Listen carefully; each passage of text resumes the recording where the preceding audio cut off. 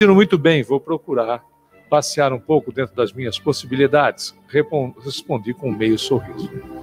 Ele me olhou com carinho e despediu-se. Fico muito feliz por você estar bem. Sabe que todos nós vibramos para que a sua recuperação se materialize no período mais curto possível. Fique em paz. Em instantes percebi que dominava tranquilamente os comandos da cadeira que me servia e pude circular pelas alamedas floridas e perfumadas. Parei diante de um roseral imenso e fiquei por minutos admirando a variedade de flores, quando ouvi uma voz que me pareceu um tanto familiar. Como tem passado, Dona Maria Lúcia? Virei-me quando constatei de quem se tratava, fiz uma força enorme para que meu queixo não caísse, dada a surpresa que me acometeu. Não poderia ser possível aquilo estar acontecendo. Talvez a doutora Sofia e Vicente estivessem utilizando novamente as técnicas regressivas, ou o que eu via seria verdade. Na dúvida, procurei novamente entrar naquele jogo para não enlouquecer, se é que de fato já não estava com algum viés esquizofrênico após o acidente. Procurando conter-me diante da surpresa, perguntei: Josué, o que faz por aqui? Se é que você ou eu sejamos reais, já nem sei mais o que pensar. Fique calma, Dona Maria Lúcia. Aos poucos a senhora irá entender o que se passa. Claro, se quiser, evidentemente. Caso deseje, posso contar sinteticamente a minha história. Pelo que você pode notar, caso não esteja ocupado, tenho todo o tempo do mundo. Bom, minha ocupação é exatamente essa: fazer companhia aos nossos irmãos assistidos. Interessante. Como você veio parar por aqui, Josué? Posso ser sincero? Claro que pode. Lembra-se de nossa última conversa? Diante de um impasse, era mestra em contemporizar e transformar situações em meu favor. Mentalmente elaborei bem a resposta para não cometer qualquer deslize e falei: sim, recordo-me de que fiz algumas observações, procurando dar-lhe diretrizes para que você se candidatasse aos possíveis novos desafios em sua carreira. Ao mesmo tempo pensei, se é que aquela conversa realmente poderia ter ocorrido, aliado ao fato de que na última vez que falara com a pessoa que estava à minha frente, havia sido um tanto direta. Sim, pois é. O que a senhora me disse calou fundo em meu coração e, num primeiro momento, magoou-me bastante. Você me desculpe, mas não era essa a minha intenção. Respondi procurando me safar diante de uma possível troca de acusações. Todavia, a senhora não sabe o bem que me fez. Não diga, é mesmo? Com certeza. Quando saí de sua presença, fui até o refeitório e, procurando um canto escondido, sentei-me no chão. Minhas faces inundaram-se de lágrimas. Jamais recebera uma admoestação daquele calibre. Foi quando ouvi alguém. Inicialmente acreditei que tratasse da senhora. No entanto, surpreendi-me com uma matrona que me estendia as mãos, convidando-me a levantar. Confesso que não entendi absolutamente nada do que se passava, porém, resolvi aceitar o pedido. Levantei-me como pude, buscando secar minhas lágrimas, quando ela me disse: perdoe, Josué, para que a mágoa não tome conta do seu coração. Recorde Jesus na recomendação feita a Pedro, seu apóstolo, em Mateus, capítulo 18, versículo 21. Perdoar 70 vezes, 7 vezes. Venha comigo, irei encaminhá-lo para uma instituição que prestará socorro adequado para as suas necessidades e, gradativamente, oferecerá, caso você deseje, orientação por meio do Evangelho de Jesus. Já não é hora de parar de se impor tanto sofrimento? Fiquei envolvido por aquela senhora que transpirava um amor puro e verdadeiro. Vencido que me encontrava diante de tanta bondade e do esgotamento que vivera até aquele dia, concordei. Vou com a senhora sim, porque aqui não me resta mais nada. Naquele instante lembrei-me da senhora e do estado em que se encontrava e resolvi questionar. E a dona Maria Lúcia, o que será dela? Não se preocupe, Josué, ela virá depois. Fiz uma força enorme para conter as lágrimas e disfarçar, para não parecer que o depoimento de Josué tivesse me tocado de um modo diferente. Sem entender o que se passava, realmente desabafei. Isso não pode ser real. Devo estar perdendo o juízo e, ao mesmo tempo, tudo está acontecendo. Vou enlouquecer com esses sonhos absurdos que não terminam nunca. Sonhos da dona Maria Lúcia. Não são. De repente, ouvi a voz do enfermeiro-chefe que interrompia aquela conversa, que me parecia ser de verdadeiros lunáticos. Chega por hoje, meu amigo. Por favor, deixe que eu tome conta daqui por diante. Obrigado pela sua atenção. Vicente, por misericórdia, tire-me daqui. Não suporto mais a situação que estou vivendo. tornei-me uma esquizofrênica, não é? Por misericórdia, diga-me a verdade. Tranquilize-se, Maria Lúcia. Você está em seu juízo perfeito. Somente alguns aspectos apresentam-se confusos diante da nova realidade. Ele depositou sua mão direita sobre a minha cabeça e adormeci profundamente.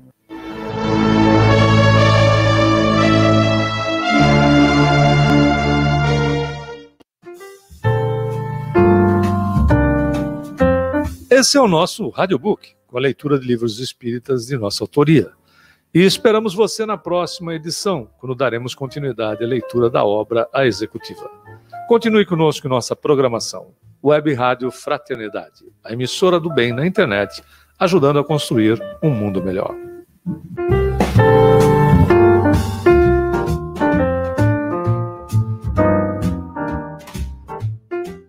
Web Rádio Fraternidade, a emissora do bem na internet, ajudando a construir um mundo melhor. Essa é uma transmissão ao vivo da Web Rádio Fraternidade. Muito boa noite, ouvintes espalhados pelo Brasil e também pelo mundo, sintonizados aqui na nossa emissora do bem. Muito boa noite, meu querido Jorge Alahá. Olá, Rubens, olá a todos que nos assistem pela Web Rádio Fraternidade, a emissora do bem na internet, ajudando a construir um mundo melhor. Isso mesmo, é uma alegria, muito bacana. São 19 horas e 57 minutos, horário de Brasília, 18 horas e 57 minutos, Porto Velho, né? Exatamente. A gente já vai começar o nosso Pinga Fogo, o pessoal aqui já chegando aqui pelo YouTube, os nossos amigos estão aí sintonizados, ouvindo a Web Rádio Fraternidade, esse momento nosso de perguntas e respostas. Pinga Fogo, pode mandar suas perguntas, se a gente não conseguir responder todas aqui, a gente vai criando um banco de perguntas, mas é muito bacana essa troca de ideias, esse aprendizado que a gente vai tendo aqui. A gente já vai começar, a gente vai fazer a nossa prece, mas eu queria tocar um recadinho aqui do nosso querido Divaldo Franco, que você sempre ouve aqui na Rádio Fraternidade, e a gente vai se preparando para começar. Vamos lá? Permita-me dizer-lhe que a Web Rádio Fraternidade, desde há alguns anos, encontrou uma grande guarida no meu coração. Porque a mim, como a todos, tem proporcionado levar a mensagem espírita aos mais variados recantos do Brasil e de outras nações.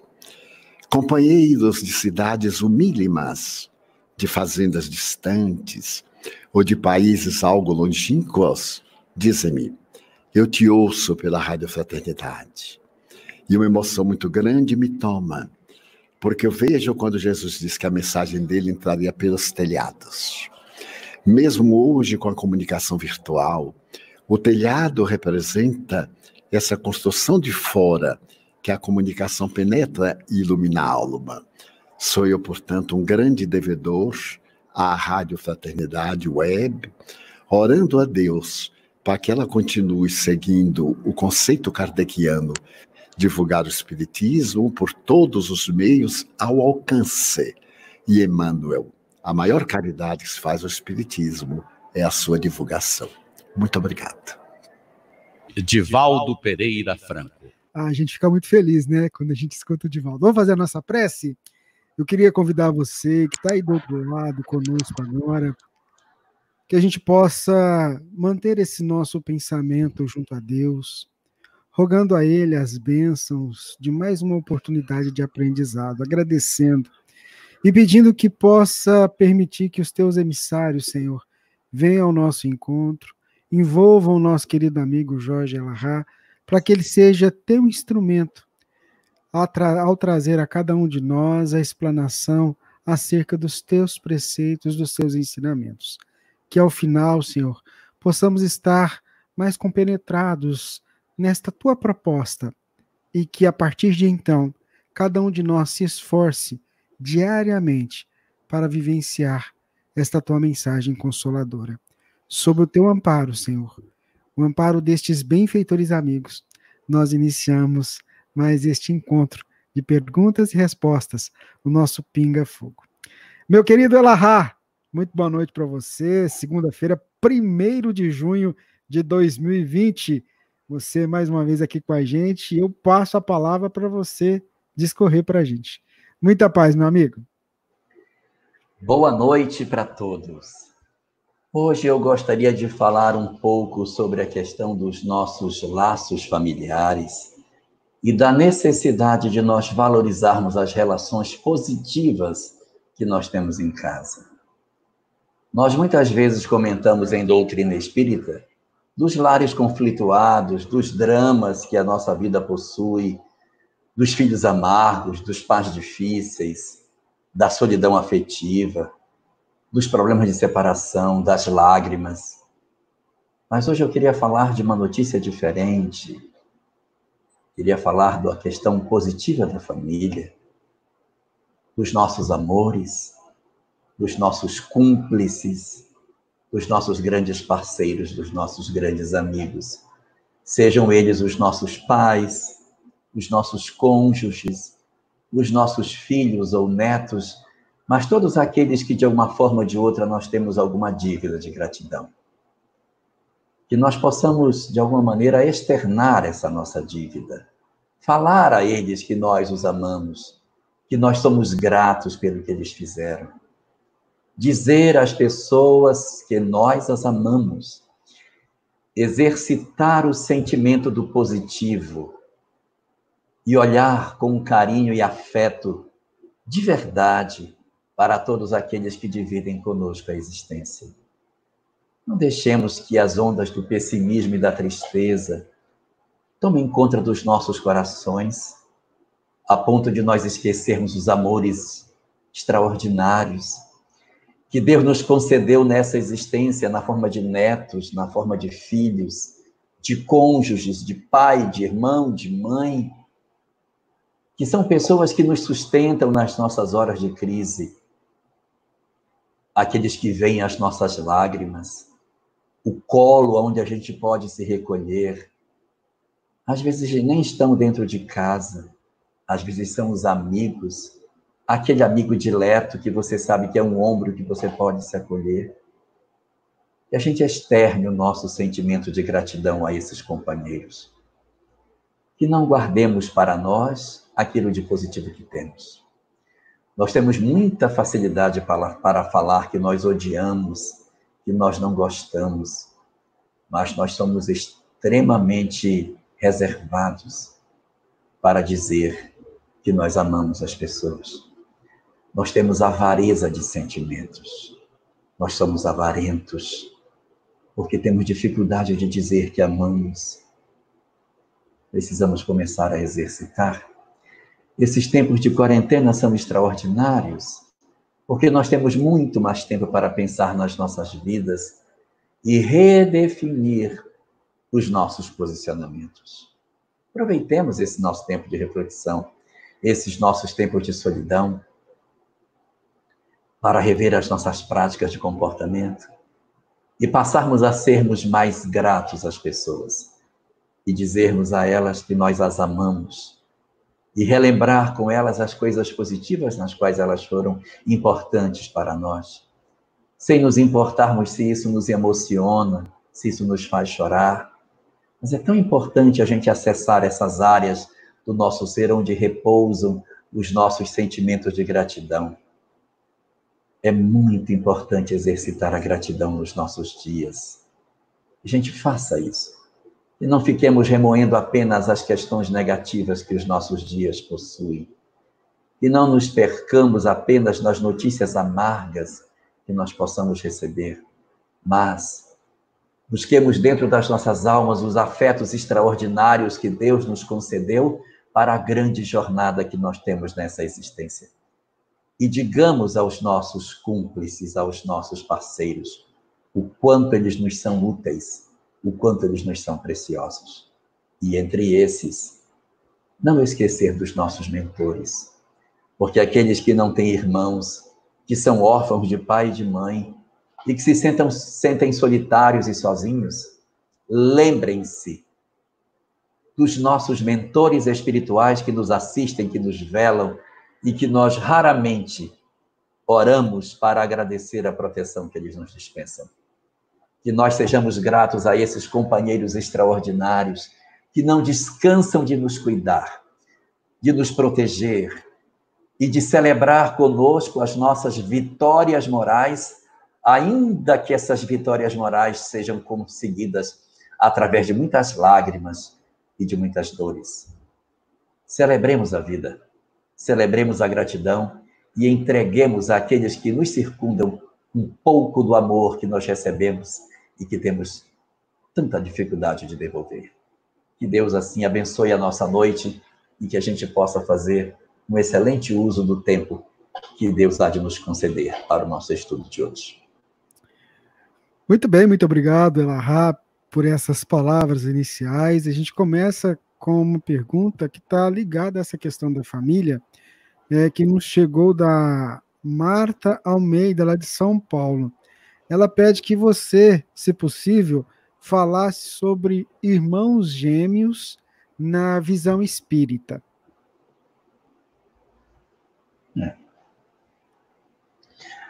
Bom, do ponto de vista biológico, existem dois tipos de gemelitude, dois tipos de gêmeos. Existem os gêmeos monozigóticos e os gêmeos dizigóticos, ou gêmeos fraternos, gêmeos falsos.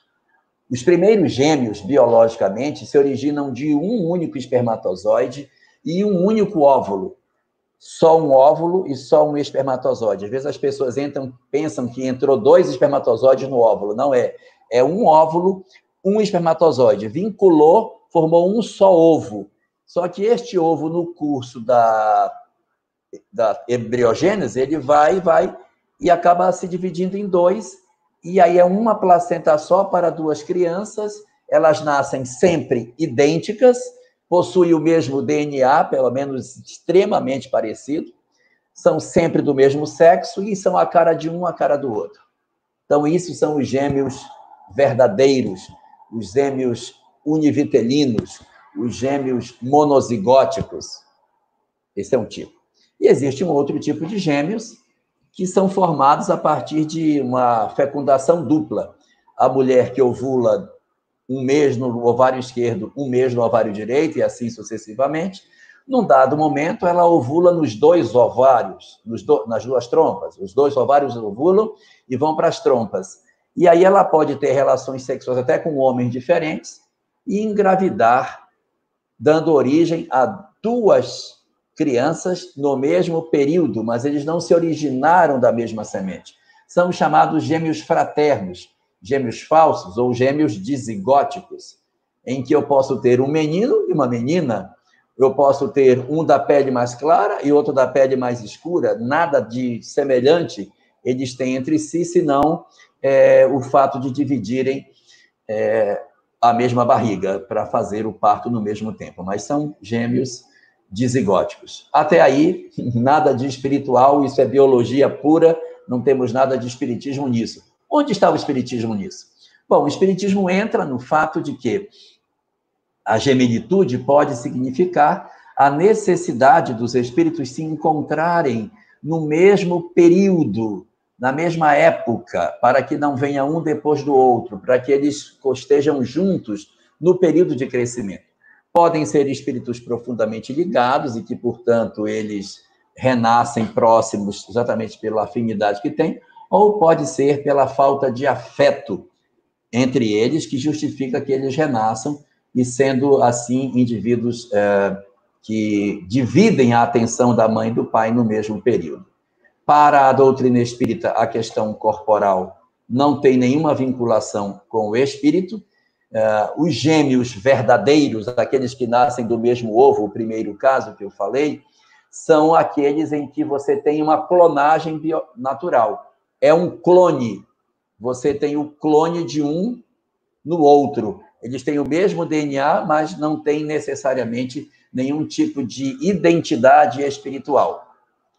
E só fazendo uma brincadeirinha, gêmeos univitelinos não têm a mesma personalidade, e isso a gente pode ver na Rutinha e na Raquel, da novela que tinha o Tônio da Lua, Mulheres de Areia, que uma era totalmente diferente da outra, mas muito parecidas, mesma atriz. Então, gêmeos univitelinos são muito parecidos. mas não necessariamente são espíritos com a mesma identidade de comportamento.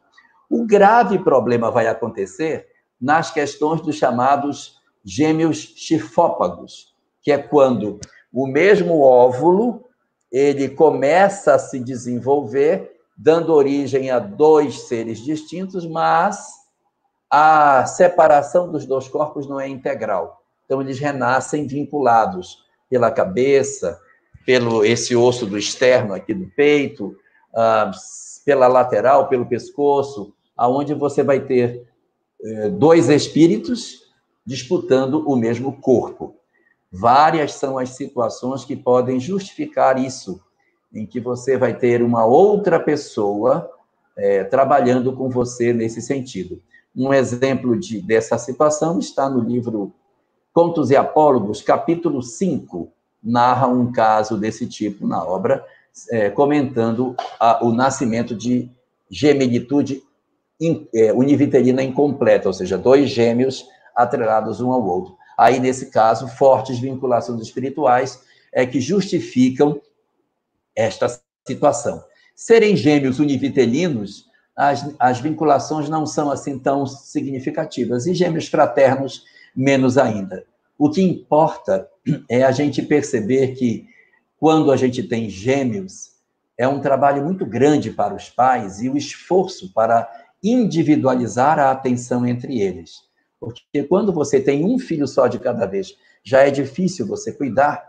Quando você recebe 2, ou 3, ou 4, então você conseguir humanizar essa relação e dar a esse indivíduo a condição de pessoa vai exigir muito mais para os pais. Então, nesses casos, a gemelitude é muito mais prova para os pais de esforço, de perseverança, de renúncia, de todos os sentimentos positivos para cuidar de uma prole que é muito maior ao mesmo tempo do que propriamente para as crianças que, na verdade, apenas vêm na mesma época que seus irmãos. A dificuldade vai ser exatamente atender a todos, dando afeto, carinho e individualização no sentimento de cada um deles. Elahá, a Marta Silva Alves está acompanhando a gente lá pelo Facebook e ela faz o seguinte comentário, queria te ouvir. Jorge, eu estou afastada do meu emprego. Confesso que estou com medo de voltar. Estou saindo do meu caminho? Então tá aí a pergunta da Marta.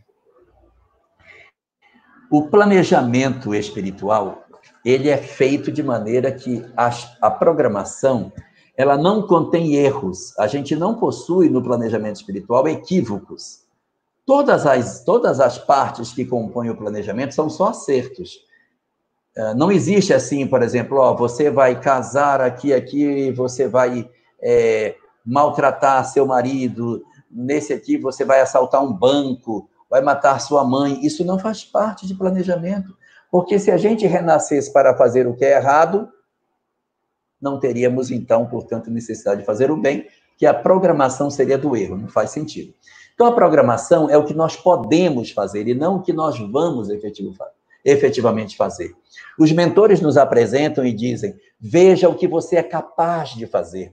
Você é capaz de fazer medicina, você é capaz de poder fazer essa atividade, você é capaz de ter esse filho, você é capaz de desenvolver isso. Eles mostram a potencialidade que nós temos e a necessidade de que isso seja feito. Apresenta-se um programa de trabalho voltado para o êxito espiritual nosso. Ainda dizem mais, e nós estaremos a postos para que você consiga executar esse plano. E se por algum motivo você não conseguir fazer, nós vamos trabalhar para que as vias alternativas possam ser alcançadas para que você execute. Mas a sua pergunta não é exatamente isso. A sua pergunta é para saber se você está certo ou não de ter receio e angústia de poder voltar para o seu trabalho. Nesse particular, o que falam os espíritos sobre o planejamento? É que o planejamento existe e os mentores estão cuidando para que ele aconteça. Nós só temos que fazer é não atrapalhar. Se nós não atrapalharmos, o planejamento tem a tendência de se cumprir. E quando é que a gente atrapalha? Quando nós descumprimos o maior de todos os mandamentos. Amar a Deus sobre todas as coisas e ao próximo como a nós mesmos. Se nós, nas nossas ações, quando formos tomar decisão, pensarmos em amar ao outro, tomar decisão sempre amando ao outro como a nós mesmos. Amando a nós mesmos, portanto, tem que amar nós mesmos para poder amar o outro. E amando a Deus sobre todas as coisas, a chance de nós acertarmos o planejamento é ótima. Porque se a gente está passando por uma pandemia, e não fomos nós que criamos, não fomos nós, então eu não tenho responsabilidade direta com a pandemia em si. Não fui eu que decidi a suspensão do meu trabalho. Isso foi uma decisão superior que independeu da minha vontade. Então, tudo aquilo que independeu da minha vontade, eu não posso jogar sobre a minha responsabilidade espiritual. Isso é uma questão das condições que o meu planeta possui, que a minha sociedade está passando. As minhas responsabilidades, elas aparecem na hora que eu, deliberadamente, tomo a decisão que eu tenho que tomar. Então, neste sentido, o que você precisa fazer? Precisa saber que sentimento está movendo você. Por que o medo de voltar para trabalhar? O que está acontecendo? É porque você está infeliz com o seu emprego? Então, você precisa analisar o que move você para tentar sair do emprego. O que está acontecendo dentro de você? Se é um sentimento positivo ou um sentimento negativo que está fazendo você buscar. É lógico que a gente tem que procurar o nosso bem-estar. Se durante esse tempo eu sentir que eu não me sinto bem no trabalho que eu tenho e que eu posso ser mais feliz, mesmo ganhando menos, mesmo trabalhando com menos carga, mas mais próximo de meus filhos, e eu entendi que eu não quero mais, eu quero menos, eu quero estar mais próximo dos meus, ter uma vida mais modesta, mas ter mais paz de espírito, faça. Se é isso que está movendo você, faça. Se você está querendo, ao contrário, querer ter mais, querer ganhar mais para poder ter mais, ainda que isso dê o sacrifício da família, repense. Que, de repente, essa opção pode não ser a mais adequada para a gente tomar. A gente precisa cuidar do lado profissional, mas tem que cuidar também do lado familiar. Se a gente cuidar só de um lado, nós seremos igual muitos atores de Hollywood, extremamente famosos, mas profundamente infelizes no campo afetivo. Não deixemos que isso aconteça conosco. E com relação à questão do emprego, eu lhe diria que quando a gente entra em conflito com o emprego, nós só temos 3 opções para tomar. 3. E essas 3 opções são as mesmas que os dinossauros tomaram na época que eles desapareceram. Ou você morre, ou se adapta, ou você migra. Só tem essas 3. Ou o dinossauro morria e a gente morre profissionalmente quando desiste de mudar e fica atrás de uma máquina até o fim da nossa vida com medo de ousar. Ou você se adapta para continuar nesse ambiente, lutando para poder sobreviver num local que pode ser até um pouco mais hostil para você, até você se acostumar a esse novo local, ou você migra, ou você procura um outro lugar onde você possa ser mais feliz. O importante de tudo isso é que na decisão que você vai tomar, você pense, o que eu estou fazendo? Coloca o meu amor a Deus sobre todas as coisas e coloca o amor ao próximo como se fosse a mim mesmo? Se isso for uma pergunta cuja resposta seja sim, vá no caminho. É a programação. Muito bem, Elahá, nós estamos ao vivo, você acompanhando com a gente, que bom, que bacana, né? Tem uma pergunta aqui, e vai muito um pouco, você estava terminando essa fala sua, sobre essa questão da pandemia. A Ana Lúcia Soares, ela pergunta o seguinte, olha, boa noite, Elahá, se puder me responde, ela gosta muito das suas palestras, você acha que essa pandemia vai terminar este ano? E aí ela completa, adoro suas palestras, o senhor é muito útil, muito sutil em suas respostas. Eu também quero saber, vai acabar, hein? Então, olha, isso não é uma pergunta espírita, hein? Independente dela acabar, o mais importante é o que a humanidade vai aprender com ela. Isso é que é o mais importante.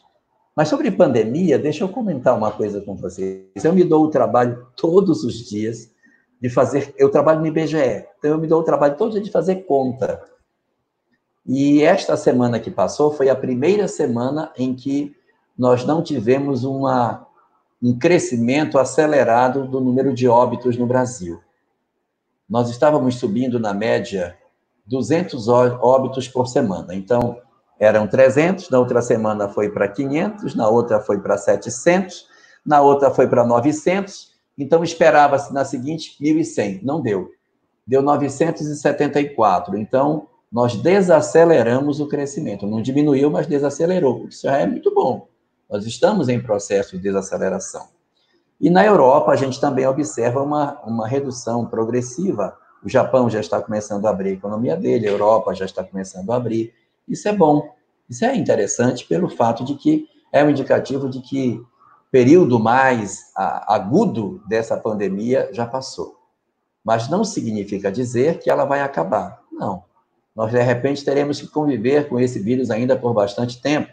Nós vamos melhorar a capacidade, de repente, de tratamento, descobrir drogas eficazes para que não haja o agravamento da doença, vai surgir a vacina, o percentual de imunizados vai crescer, e nós vamos ter que nos adaptar a essa nova realidade.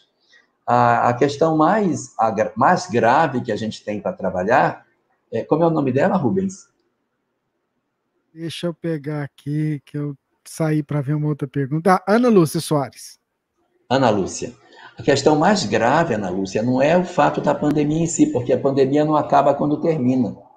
Por quê? Porque vão ser 4 ondas que a gente vai ter da pandemia. 4. Nós estamos na primeira delas, que é a questão viral, o vírus. Depois vem a segunda, que são as sequelas do vírus. Quais são as sequelas que isso vai deixar? Será que esse vírus depois não vai deixar nenhum tipo de consequência no nosso organismo? Não há nenhum tipo de problema futuro que a gente venha a passar? Existem algumas pessoas comentando sobre redução da taxa de fertilidade em alguns homens em função da Covid-19. Depois nós teremos a terceira, primeira, segunda, que é as consequências. Terceira, a onda econômica. O que vai acontecer economicamente no mundo? A reorganização econômica do planeta a partir dessa pandemia. E a quarta, que talvez seja a mais grave de todas, é a onda psicológica. Em função da primeira, em função da segunda e em função da terceira, nós teremos uma onda psicológica, onde o espiritismo será muito importante para que a gente se fortaleça diante das nossas dores, das dificuldades que talvez o planeta tenha que passar, que a nossa sociedade atravessa. Então, a fé inquebrantável, a capacidade de entender os desígnios de Deus, o porquê da dor e a transitoriedade da existência diante da majestade da vida, isso pode nos ajudar muito a atravessar de maneira mais serena esse período que pode vir a ser amargo para nós em função das dificuldades que a gente pode ter para lidar com as consequências que essa doença pode ter para o planeta. Mas saber quando ela vai passar, aí não dá para saber. Essa é uma pergunta mais para biólogos e não para os espíritas nos responderem. Mas acho que a gente conseguiu captar bastante aí essa sua visão, e eu acho que a gente, como espírita, temos que ir para frente mesmo, fazendo a nossa parte, como espíritos imortais reencarnados aqui nesse orbe. A nossa irmã, Delma Raquel Gonçalves, ela lá de Londrina, no Paraná, ela pergunta o seguinte, olha, sobre o surgimento do mal. Ela quer saber o seguinte, as religiões evangélicas e católicas é dito que o primeiro a fazer o mal foi Lúcifer, um anjo caído que sentiu inveja. Qual é a explicação segundo o Espiritismo? Ela agradece a nossa irmã Delma, lá de Londrina, no Paraná. Pergunta boa, viu, Jorge? Boa noite, Delma. Bom, essa figura de Lúcifer é uma figura que aparece no Antigo Testamento. Ela não é uma figura que esteja criada, surgida dentro do Novo Testamento. Ela é uma figura judaica. E, mais propriamente, ela não está nos livros de Moisés. Se nós pegarmos as obras de Moisés, que são Gênesis, Êxodo, Levítico, Números e Deuteronômio, as 5 obras, não aparece o Satanás ali. Sabe por quê? Porque para o judaísmo, Só existe um Deus. Hashem Echad. Deus é único, então ele não disputa com ninguém. Não existe Satanás, não existe nada. Não existe nenhuma entidade espiritual que rivalize com Deus em todo o texto da Torá. Os judeus não reconhecem a existência de uma entidade que rivalize com Deus. Não há isso. Esse conceito não é um conceito judaico. A figura de um opositor a Deus, ele vai aparecer no livro de Jó. O livro de Jó foi um livro escrito no retorno do exílio da Babilônia. Os judeus, como vocês sabem, no ano 586 a.C., foram feitos cativos e levados por Nabucodonosor para trabalharem como escravos na Babilônia. Na Babilônia, eles ficaram distantes da terra de Israel. E nesse período, eles ainda achavam que o Deus de Israel era Deus de Israel mesmo, que ele ficava lá em Israel. E eles tinham dúvidas se eles poderiam orar a Deus estando longe da Babilônia, longe de Israel. Posso orar ao meu Deus morando na Babilônia? Tem até um salmo, acho que é o Salmo 132, que se transformaram numa música muito famosa nos anos 80. Lá, lá, lá, lá, lá, lá, lá, lá, nos rios da Babilônia. Aquilo ali é a letra de um salmo, em que ele está dizendo que eles choravam o exílio às margens do rio da Babilônia, perguntando se podiam orar ao Deus deles, estando cativos no outro lugar. E isso era uma verdade, eles tinham muito distanciamento físico de Israel e uma sensação de que o Deus deles não lhes alcançaria ali. E na Babilônia, vigia uma outra forma de interpretar as coisas, a partir do pensamento de Zoroastro, que defendia o pensamento do chamado maniqueísmo, que para existir a luz, existiam as trevas, para existir o bem, tinha que existir o mal, e que tudo era dual no mundo, o claro precisava do escuro, e etc. Então, ele criou, nessa conceituação dele, a ideia de uma entidade que fazia oposição ao Criador. Os judeus, durante os 70 anos que ficaram na Babilônia, acabaram se contaminando dessa ideia. E quando eles voltam para Israel, é escrito o livro de Jó. No livro de Jó, aparece pela primeira vez um personagem chamado Satã. Satã, em hebraico, significa opositor, aquele que se opõe a você. Mas Satã não é, na verdade, uma entidade que rivalize com Deus. Ele é um opositor.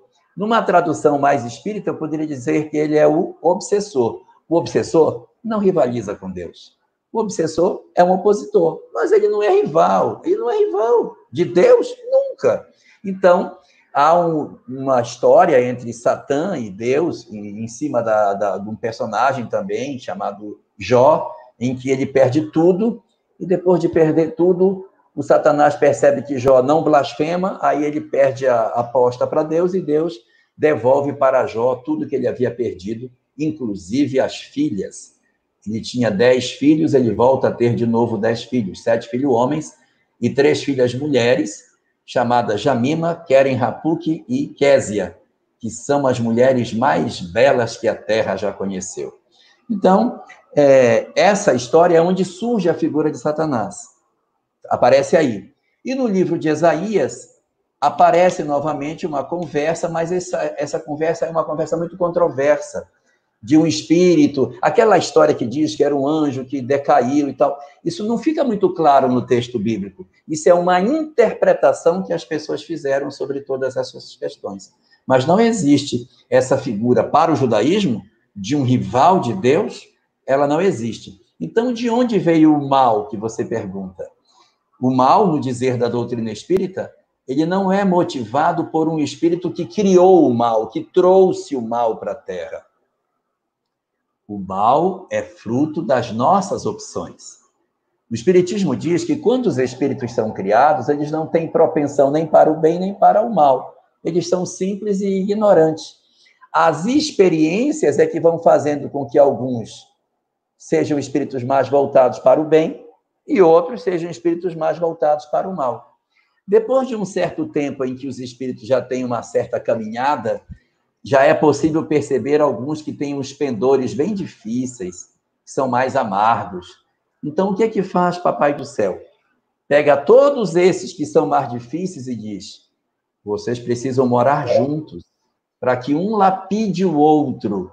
E aí reúne as almas rebeldes em determinados planetas, marcados pelo egoísmo e pelo orgulho, aonde essas almas, entre si, elas se atritam, elas se lapidam uma a outra, de tal sorte que, depois de muito tempo de convivência, elas se depuram. E da onde veio o mal? Da própria opção que as pessoas fizeram, que os espíritos fizeram, em não seguir a lei de Deus, porque a lei de Deus exige que a gente pense a longo prazo.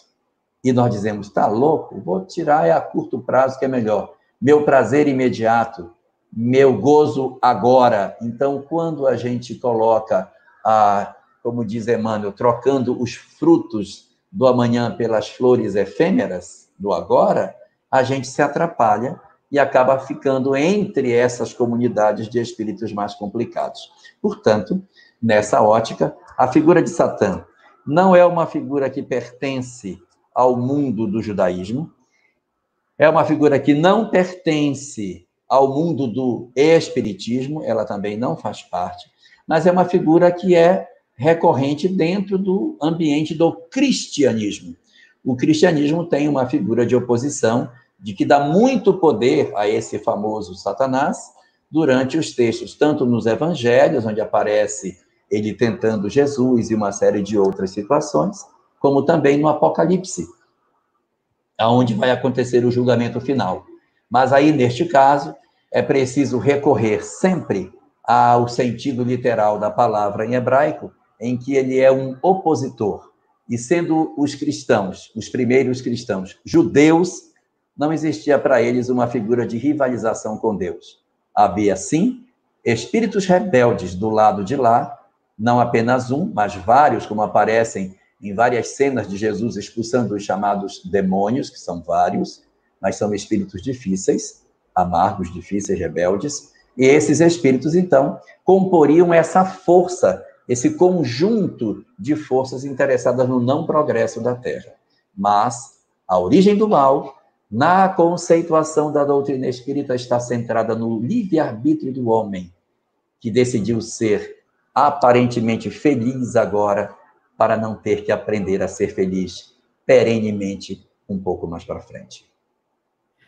Muito bem, Jorge Elahá, tem um recadinho aqui, deixa eu pegar aqui, o nosso querido Illinois tá te ouvindo, pediu para te avisar que tá acompanhando, tá? O que é? É a Illinois. Tá, desculpe, eu que errei então, hein? Tá certo, eu que errei aqui, desculpa, tá lá, diz que você vai ter uma live dia 20 de junho. Tem uma pergunta aqui, meu amigo, que está relacionada à questão da família. Tenho 7 irmãos que não colaboram com meus pais. Aí ela fala da dificuldade, por exemplo, ela cita que a mãe está doente e que as pessoas, eles não se juntam para ajudar, né? E aí ela termina aqui até dizendo que uma dessas irmãs nem vai lá, terceirizou a visita. Como melhorar meu sentimento em relação a isso? E aí também ela está acompanhando a gente pelo Facebook, ela perguntou assim, comenta o ditado, um pai cuida de 10 filhos, mas 10 filhos não cuidam de um pai. E essa coisa da família, como você mesmo disse, né, ela tem um papel fundamental nesse processo de transformação nesse momento reencarnatório nosso, né? Como é o nome dela? Vanessa. Vanessa, o primeiro passo a fazer é não virar as costas para a sua irmã. Porque se a gente veio num grupo familiar, é porque tem algum propósito. E não é só ela, são outras irmãs, outros irmãos também, toda a família, né, Elahá? São meio arredios, né? Mas o que se faz? A gente precisa fazer uma reunião familiar. Só que para fazer essa reunião familiar, ela tem que ser feita sem alteração do batimento cardíaco. A gente tem que sentar e conversar com serenidade, porque se for para sentar, conversar com agressão, é difícil de fazer. Mas essa conversa, ela precisa existir. Então, a gente tem que reunir os irmãos para ter uma conversa franca e dizer, gente, Como que a gente vai fazer para cuidar dos nossos pais? Essa tem que ser feita. E a pessoa mais madura é que tem que fazer isso, Vanessa. É você? Eu não sei, mas seria a pessoa que tem mais habilidade de diálogo com todos. Aquele que mais agrega a todos em redor de si. De repente nem é você, de repente é uma outra irmã ou um outro irmão que possui esse dom de aglutinar a todos. Se não der para reunir a todos, porque existe muita desarmonia, reúne por pacote, já que são muitos. Reúne 2, 3, 2, 3, 2, 3, para que se faça uma segunda reunião plenária de todo mundo no futuro. Mas, para que a gente possa fazer isso, nós temos que estar serenos. Você precisa estar com o coração desarmado e estar preparada para ouvir o que você não gostaria de ouvir. Porque o que às vezes faz a gente sofrer é você esperar que os outros digam aquilo que você não quer que lhe digam. O Buda tinha uma frase muito boa em que ele dizia assim: o homem sofre porque deseja. O que é isso? Você cria expectativas em cima da pessoa, a pessoa não corresponde à expectativa, você sofre porque ela não correspondeu. Então, não crie expectativa. Não espere que sua irmã diga, não, realmente eu estava errada, me dê minha mãe e meu pai, vou cuidar, então, inclusive de vocês todos. Não vai acontecer. Esteja preparado para isso. Mas o coração tem que estar sereno. Então, qual o foco? O foco é a reunião familiar. Como é muito grande, pode ser parcelada em grupos menores, mas ela vai ter que acontecer. Vai ter que reunir todo mundo para conversar pelo bem da família, pelo bem seu, para que você possa amanhã dizer assim, mas eu fiz tudo o que eu poderia. Para que não fique lacunas, para que amanhã você não diga assim, meu Deus, eu quando vi que minhas irmãs não ajudavam, eu peguei, botei meus pais nas costas e levei, pode ir embora vocês, não preciso de vocês, vocês são inúteis. Não faça isso, porque depois a gente lamenta não ter usado todo o ferramental que a gente poderia ter usado para aglutinar a família. Então, o objetivo final é esse, a benefício de todos, para que o grupo não se esfacele, para que amanhã ninguém carregue culpas desnecessárias. Mas para que essa reunião aconteça, você precisa estar bem. Você precisa trabalhar a sua intimidade, desarmando os seus sentimentos, revendo os conceitos que você tem sobre seus irmãos, analisando os benefícios pagos com a ingratidão, lidando com a questão da não gratidão, da ingratidão das pessoas, para que você esteja preparada. Existem alguns instrumentos que a gente pode usar para fazer quando a gente tem muita mágoa. Nas livrarias espíritas vende, chama-se visualizações terapêuticas. Mas se você não puder comprar o CD, eu lhe digo como é que funciona. Você deita para meditar, relaxa, imagina que você está num local bem tranquilo e mentalmente você deixa se aproximar a pessoa que você não gosta, ou a sua irmã que você tem dificuldade. E mentalmente você diz para ela tudo que você quer dizer, mentalmente. E depois você ouve tudo que ela provavelmente vai lhe dizer. Depois ela se afasta. E a pessoa que você mais ama se aproxima de você, abraça você e fortalece você. Isso eu estou contando assim rapidinho, mas se demora meia hora, 40 minutos, você fazendo esse exercício. Qual o objetivo disso? É acostumar a sua alma, acostumar você a dizer o que você tem para dizer e a ouvir o que ela tem para dizer para você. Você vai repetir esse exercício várias vezes, até que você se acostume com tudo que ela tem para dizer para você. E você acostume-se a dizer para ela tudo que você tem para falar. Quando a reunião acontecer de maneira presencial, o seu cérebro, o seu eu, já vai estar mais acostumado a ouvir as coisas que ela tem para dizer e você não vai ficar com tanta raiva.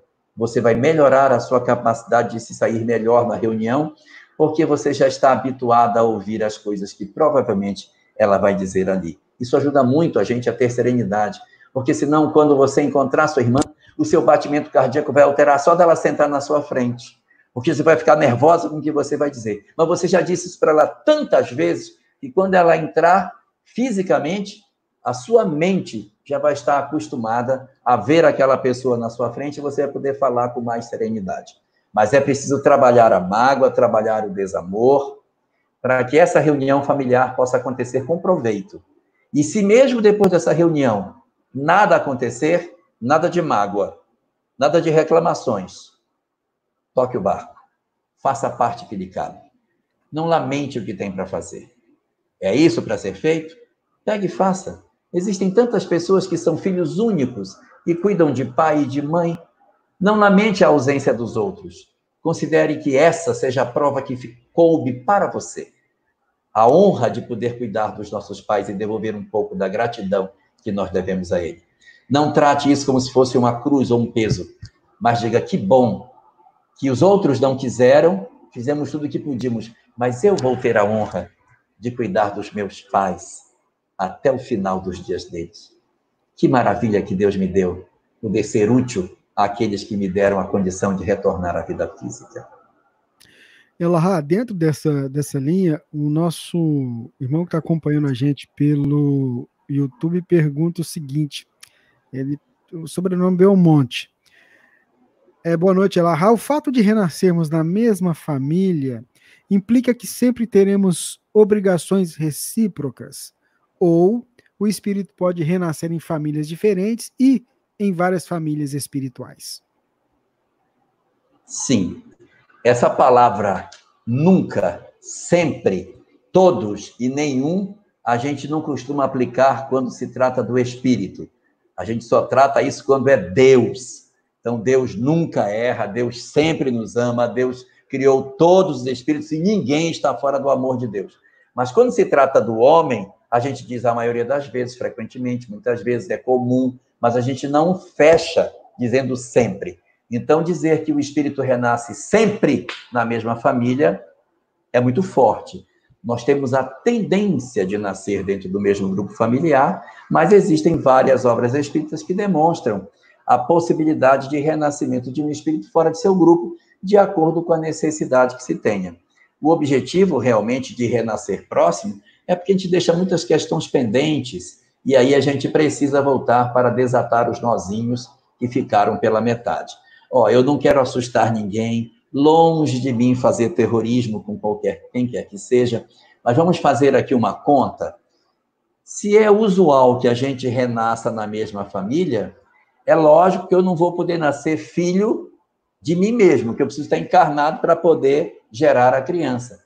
Mas eu posso nascer meu neto, eu posso nascer meu bisneto, para poder estar na mesma equipe familiar. Qual é a consequência disso? Que a gente tem que educar bem os filhos, porque a gente vai voltar filho deles, já pensou? Então, eduquemos melhor os nossos filhos e nossos netos, porque eles podem ser os nossos pais amanhã, a gente precisa de pais bons para levar a gente para bons caminhos no futuro. Mas não é obrigatório que renasça na mesma equipe familiar. Nós podemos nascer em outros grupos familiares. E com relação à família espiritual, a família espiritual é muito grande, a gente não sai dela, a gente pode nascer em uma outra parentela corporal, mas a família espiritual, ela acompanha a gente do lado de fora, os nossos mentores fazem parte da família espiritual, e eles estarão junto de nós, mesmo que a gente reencarne numa família estranha do ponto de vista físico, mas os nossos amores, os nossos afetos nunca se afastam de nós. O amor não se extingue com a morte, e, portanto, as nossas famílias espirituais, essas sim, farão sempre parte das nossas histórias de vida. Eu queria mandar um abraço para os nossos ouvintes que estão aí sintonizados com a gente em várias partes do Brasil, nos Estados Unidos, no Japão, na Noruega, no Uruguai, na Rússia, em Portugal e em outros lugares. Esses estão aí sintonizadinhos, ouvindo a gente. Nossa eterna gratidão a você, internauta. Vamos lá, vamos para mais uma pergunta. Tem uma pergunta boa aqui, meu amigo Elahá, feita pelo nosso Marco Antônio, que pergunta o seguinte, olha, o que acontece com o espírito que sofre o aborto? E aí você podia falar dessa questão do ponto de vista espiritual também, não só do espírito, mas daquele que comete, e falar também a misericórdia divina atuando em tudo, né? É com você, meu amigo. Bom, Marco Antônio, vai depender muito da condição do espírito reencarnante. Existirão aqueles que são amigos da família, espíritos que a gente tem vínculo de afeto.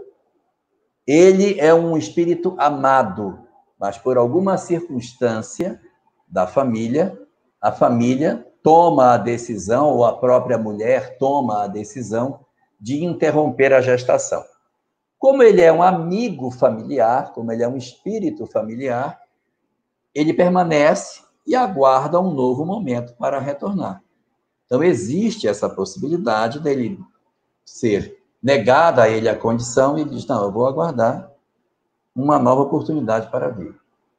Segunda alternativa, ele deveria vir, mas por algum motivo a porta fechou para ele. Mas ele quer vir. Mas ele não tem como vir. A mãe, por exemplo, fez uma laqueadura, interrompeu a gestação, fez alguma coisa e ele não consegue mais vir. Não tem como ele vir. Está tentando, mas ele não consegue. Ela fez o aborto, botou um DIU. Ela fez e depois fez uma salpingectomia, tirou as trompas, jogou fora. Não tem como, fez uma esterectomia, foi tudo. E aí, como é que ele vai renascer? Então, nessas circunstâncias, existe na obra Após a Tempestade, de Joana de Ângeles, algumas estratégias que os espíritos dizem que eles utilizam para chegarem até os nossos lares. Estratégia número 1, engravida a irmã adolescente. Maninha, vai ser você. Então, a irmã adolescente engravida, ele renasce pela irmã e ele vai ser criado pelos avós como se fosse filho. Essa é uma possibilidade. Ele vem pela empregada doméstica, que engravida, a criança é criada dentro de casa, depois a empregada vai embora e ele permanece no lar na condição de filho adotivo. Então, essas são algumas condições que a gente tem nos espíritos que são mais afetos, que são mais afins à família. Quando o espírito não é afim, aí pode acontecer outras condições mais graves. Ele se sente rejeitado, até às vezes a interrupção da gestação se dá, uma boa parte dos casos, porque existe desamor entre o reencarnante e os que estão na condição de pais, eles não querem aceitar aquela entidade que está reencarnando e decidem pela interrupção da gestação. Nesse caso, como já existe um ódio anterior, o espírito pode se voltar contra a família. Isso é uma possibilidade. E ele passa, então, a perturbar o lar na condição de obsessor. Isso pode acontecer. Ele passa a atrapalhar a vida do casal, torna a mulher depressiva, aumenta o nível de brigas, de discussões. Existe um estudo psicológico feito que diz que quando a mulher interrompe a gestação, ela sente um alívio danado, porque ela tirou aquele peso que estava nela. Mas tempos depois, aquela sensação de alívio, ela passa, e ela começa a ter uma sensação de angústia, que passa a ser mais duradoura do que o período de alívio que ela teve. E essa sensação de angústia, ela pode ser provocada exatamente por essas entidades que não gostam de nós, estavam tentando uma reaproximação pela gravidez, não deu certo, então elas podem se tornar, então, espíritos obsessores. Isso pode acontecer. Então eu posso ter uma espera, eu posso ter uma tentativa de renascimento por uma outra via, ou eu posso me tornar um inimigo declarado e partir para um processo de perturbação.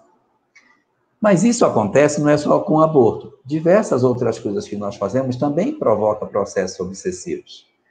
E nós precisamos trabalhar como que a gente vai lidar com isso, protegendo as nossas vidas para que a gente não ultrapasse a linha que defende a linha da vida, para que a gente não tenha que se ver a braços com determinadas dificuldades. O Espiritismo é sempre favorável à vida e vai sempre sugerir que a gente procure evitar a interrupção da vida. A exceção que é feita na obra doutrinária é apenas quando a vida da mãe corre perigo. Até mesmo o controverso caso do aborto, do estupro, a doutrina espírita diz que é mais conveniente que se leve a gestação até o final. Se você não quer ter seu filho, não interrompa a gestação. Leve até o final e depois doe. Entregue a criança para adoção. Não quero ter. Foi fruto de um estupro, uma situação violenta, não quero ter. Entregue, deixe ele seguir a vida dele, se assim você quiser. Ou supere o trauma e crie, porque se ele é metade organicamente fruto de um criminoso, ele também é metade sua. Então, você também tem uma parcela dentro pelo menos do organismo daquele ser que se forma. Mas cada um de nós é livre para tomar a decisão que quiser. O Espiritismo só orienta que a gente não interrompa o fio. E para as mães, e não somente as mães, mas para os pais também, existem várias consequências espirituais que podem acontecer para isso. Consequências nessa existência, que são físicas, com a questão orgânica, dificuldade para gestar, coisas do gênero, a obsessão como sendo uma das consequências, e existem as consequências futuras, nas quais as mulheres e os homens renascem com as consequências dessa decisão. Então, às vezes, dificuldade para engravidar numa próxima existência, abortos sucessivos numa determinada existência, homens que têm baixa taxa de espermatozoides, a oligospermia, ou problemas de fertilidade ou de esterilidade em função do comprometimento maior ou menor que a gente teve durante isso. Mas é importante considerar que Deus é justiça e misericórdia. E existe para a questão também dos casos de interrupção de gestação, em que uma das consequências dela é a chamada maternidade abençoada, em que uma nova oportunidade é dada. Filhos saudáveis retornam aos lares. E de maneira serena, a gente refaz o equívoco do ontem, recebendo no colo um filho que a gente não conseguiu ter da primeira vez, porque ambos, pais e filhos, se perdoaram mutuamente, fazendo com que as relações amargas que poderiam ter gerado conflito no passado tenham ficado para trás e eles, então, consigam trabalhar no presente a relação sem traumas de uma gravidez saudável e o retorno de um espírito que não ontem foi fruto de um abortamento. Agora, para que isso aconteça, é preciso que a gente transforme as nossas emoções. Se alguém já tomou a decisão pelo aborto, isso não significa dizer que a lei de Deus vai virar as costas para nós. Não. Não existe nenhum crime, não existe nenhum delito, não existe nenhum passo, nenhum equívoco, nenhum engano, nenhuma decisão que a gente possa tomar na nossa vida que nos afaste do amor de Deus. Se os nossos tropeços são desse tamanho, o amor de Deus por nós não tem nem como medir. Deus é infinitamente misericordioso. Então, quando a gente erra, toma uma decisão equivocada, a lei de Deus mobiliza os seus recursos a nosso favor. E o primeiro recurso que é mobilizado não é o da justiça, é o da misericórdia. A justiça só entra quando a misericórdia não conseguiu nos comover. Então, que a gente, quando tomar essas decisões e sentir culpa, a gente abrace as propostas de mudança de comportamento. A gente não se permita permanecer congelado no próprio sentimento, porque isso perdura esse estado, e aí a justiça amanhã pode vir cobrar a conta quando a misericórdia não conseguiu. Façamos o esforço para rever os nossos conceitos, amar mais, desenvolver o sentimento de paternidade e de maternidade, aumentar em nós o dom de sermos mais fraternos com todos e acentuar em nós o dom de sermos pessoas amáveis, para que isso dilate nas nossas almas a nossa capacidade de amanhã, quando a lei vier, nos alcançar em serviço.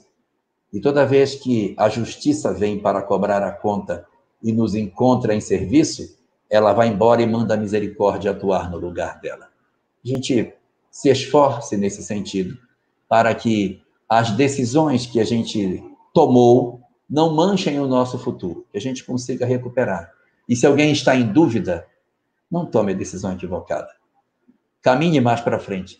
Existem recursos extraordinários na lei para garantir a todos nós formas felizes, porque nós, às vezes, queremos interromper porque achamos que essa criança vai ser um problema, e talvez ele seja a grande solução das nossas vidas. O anjo encarnado que Deus mandou para cuidar das nossas vidas aqui. Muito bem, eu queria mandar um abraço ao pessoal que está acompanhando a gente no Instagram também. A gente hoje está fazendo um teste aí, está fazendo uns testezinhos, jogando também a transmissão. Está todo mundo fazendo live no Instagram, né? Então a gente também está entrando nessa. Está aprendendo ainda. Tem uma pergunta aqui, Jorge, eu não sei se vai dar tempo de você responder, viu? Mas eu achei ela muito interessante. A nossa ouvinte, A Roberta, ela que está num dos grupos de bate-papo aqui da Web Rádio Fraternidade, pergunta, ela primeiro faz um comentário. Sua maneira de expor é muito didática, o que nos ajuda muito a entender os temas abordados. Ela agradece e pede que Deus te abençoe. E aí a pergunta que ela faz é a seguinte, Jesus era judeu? Por que a sua evangelização não foi baseada no judaísmo? Ou foi?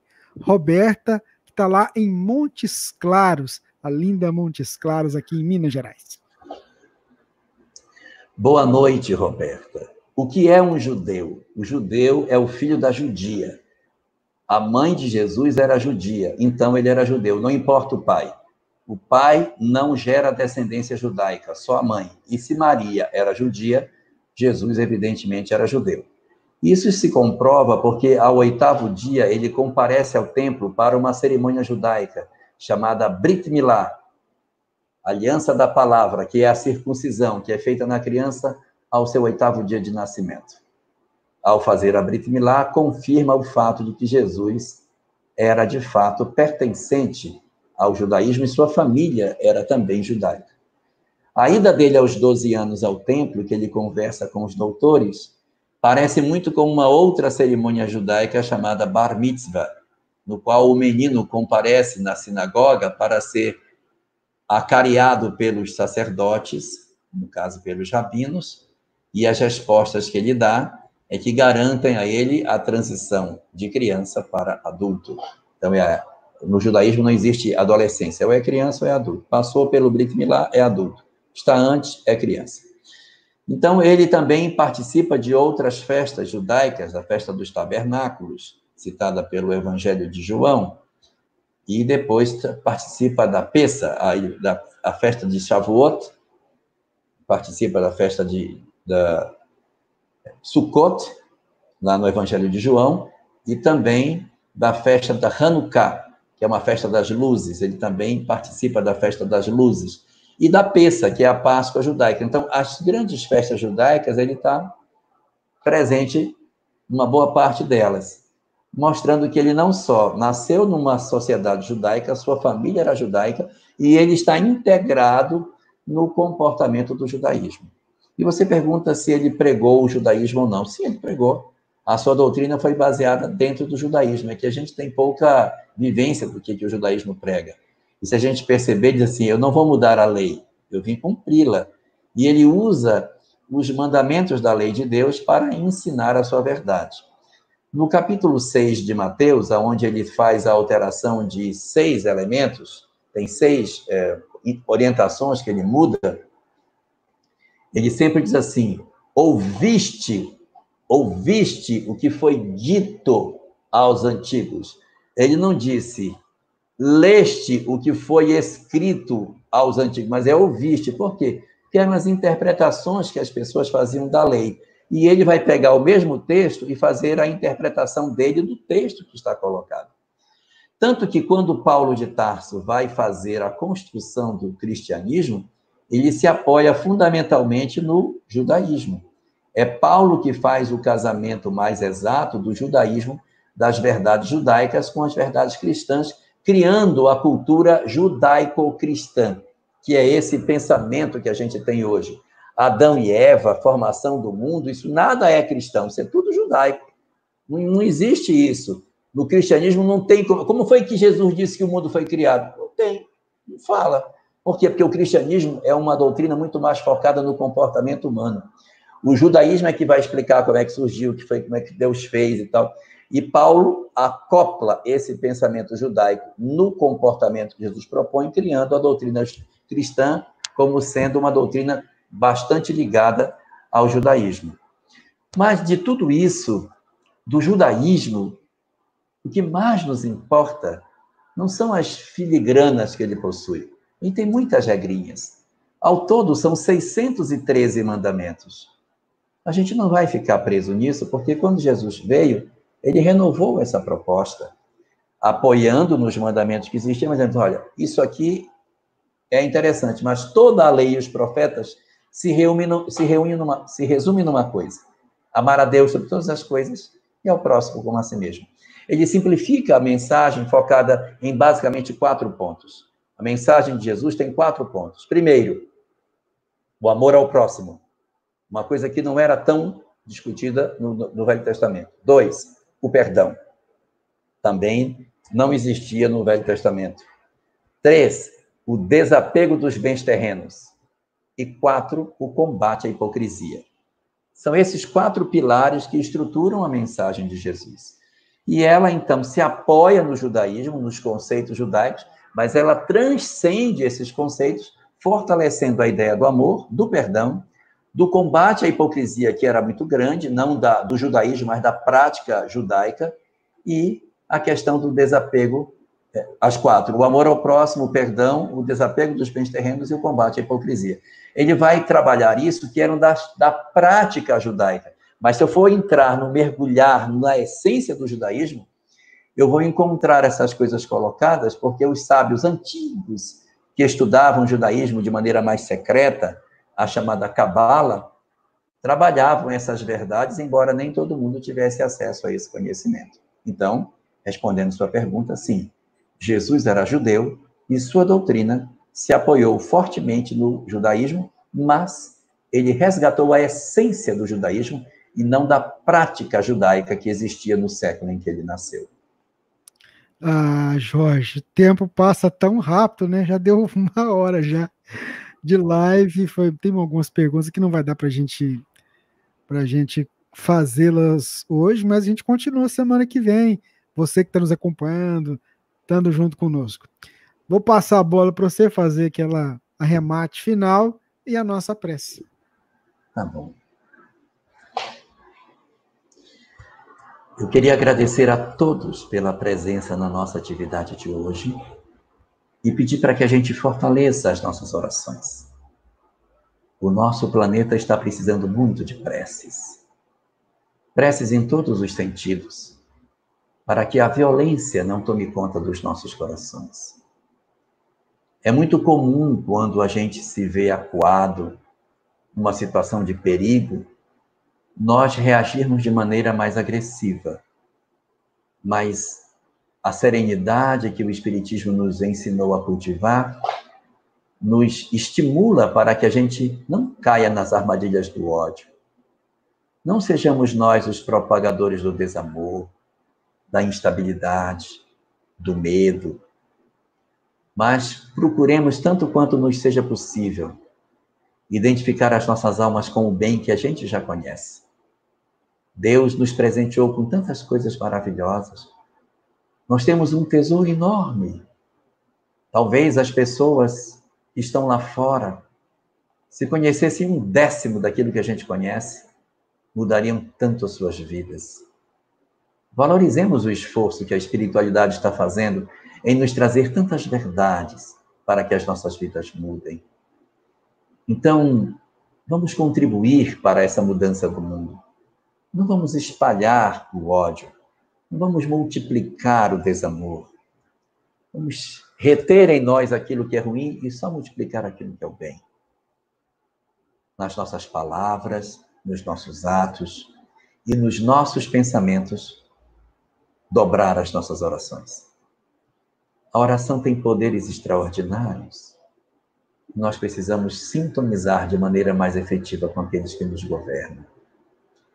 O próprio sistema imunológico nosso, o nosso próprio sistema orgânico, precisa de oração para que ele se equilibre.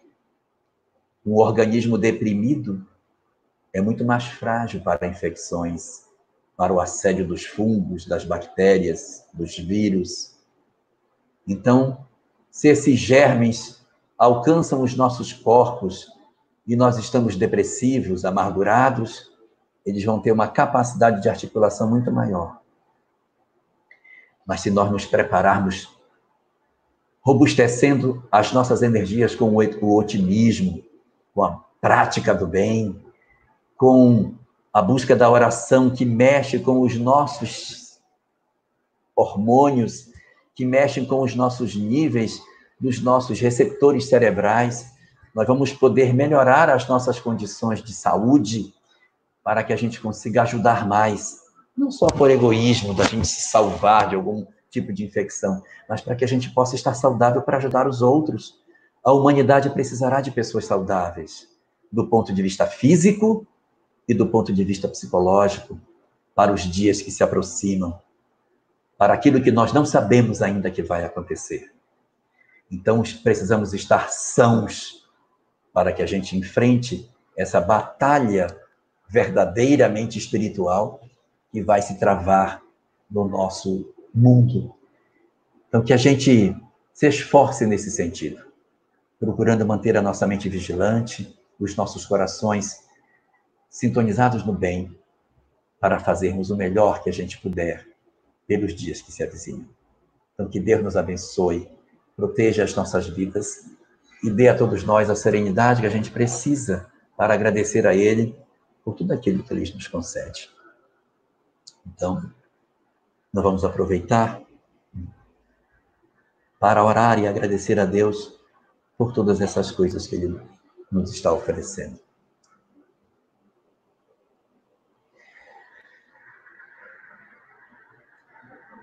Divino Senhor das nossas vidas, com os corações cheios de gratidão, reunimos as nossas almas apenas para te agradecer tantos tesouros e tantas oportunidades que tu nos concedes a cada dia.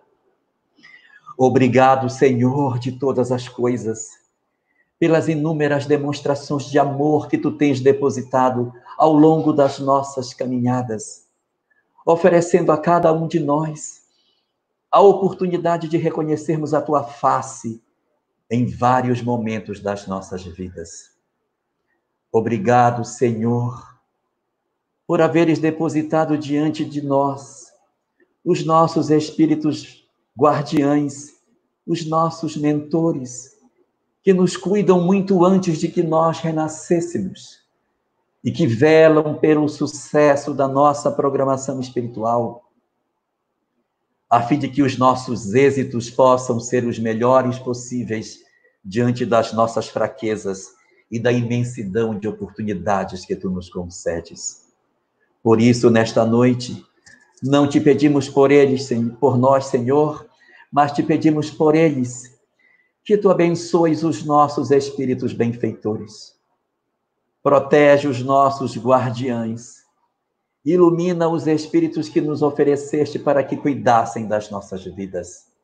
Dá a cada um deles as bênçãos que tu reservas às almas puras que te servem.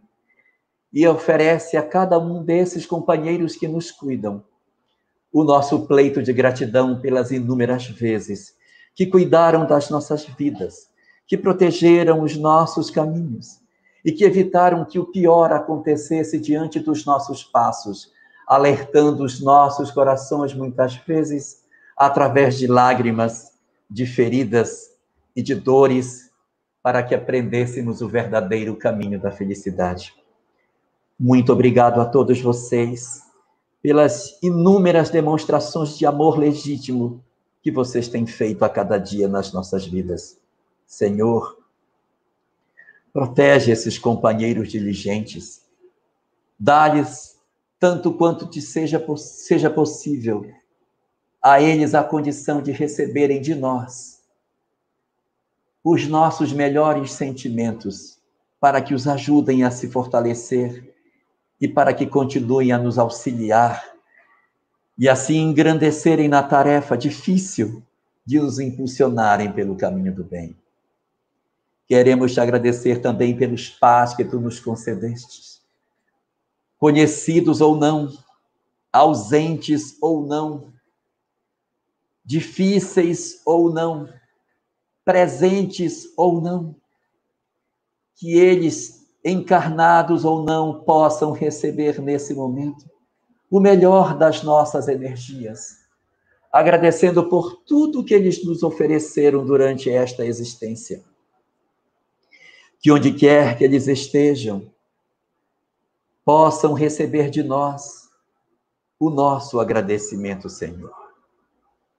Que as possíveis mágoas, que as possíveis diferenças que ainda trazemos em nós, possam se dissolver diante da tua presença e que os nossos mentores nos ajudem para que possamos vencer aqueles de nós que ainda temos dificuldades para isso, para que sejamos capazes de agradecer verdadeiramente todas as concessões que nos fizeram, a começar pelo corpo de carne que nos deram, para que pudéssemos realizar a tarefa que fazemos.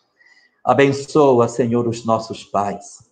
Protege a todos eles, aonde quer que eles estejam, envolvendo seus corações na gratidão mais profunda que trazemos dentro das nossas almas. Por isso, Senhor, pela imensidão de bênçãos que depositaste nos nossos caminhos, nós te agradecemos profundamente e nos colocamos a teu serviço para servir aos teus propósitos no mundo novo que se cria. Oferecemos as nossas energias, os nossos corações renovados, as nossas almas banhadas na fé que tu nos ofereces, as nossas mentes libertas de muitas das imperfeições que vimos lutando para vencer, para colocar todo esse manancial a serviço do bem, Senhor. Nos ajuda a sermos úteis. Estamos cansados de sofrer na nossa incredulidade, na nossa inutilidade, e por isso nos inscrevemos para servir a tua causa verdadeiramente e a oferecer já aquilo que temos em favor do bem, para que tu uses em prol não de nós, mas da humanidade que precisa tanto de braços, de mentes e de corações para o momento novo que vive. Acolhe-nos assim no teu seio, Senhor. Fortalece os nossos corações no propósito de sermos melhores, sim, de sermos úteis, sim. E guarda as nossas almas sob a tua proteção infinita, porque sabemos que, acolhido nos teus braços, nada poderá deter o nosso desejo de sermos melhores. Por isso, nos entregamos inteiramente a ti, Senhor, e te pedimos, abençoa a tua humanidade, protege a todos os teus filhos e nos torna úteis nessa tarefa. Convoca as nossas almas e faz com que vibrem os nossos corações e estejamos apostos para te servir no grande propósito de amor. Chama-nos, Senhor, e coloca-nos de pé para a tarefa que tu nos chamas. Obrigado, assim, por tudo. Deita a tua bênção sobre todos nós e nos guarda hoje e sempre sob a tua proteção e sob a tua paz. Muito bem. Jorge, obrigado mais uma vez pela presença conosco aqui. Uma alegria ter você. Semana que vem, se Deus quiser, a gente vai estar aqui no mesmo horário. Certo? Falou muito hoje, né? Tudo certo. Se Deus permitir, semana que vem estaremos aqui. Quero agradecer a presença de todos. Que Deus abençoe grandemente todos, indistintamente. E que Deus proteja as nossas vidas. Muito obrigado, gente. Gente, obrigado. Fiquem com Deus. Web Rádio Fraternidade, a emissora do bem na internet. Ajudando construindo um mundo melhor. Muito bem. Tchau, gente. Com Deus. Muita paz. Vamos que vamos, tá bom? Tchau, tchau.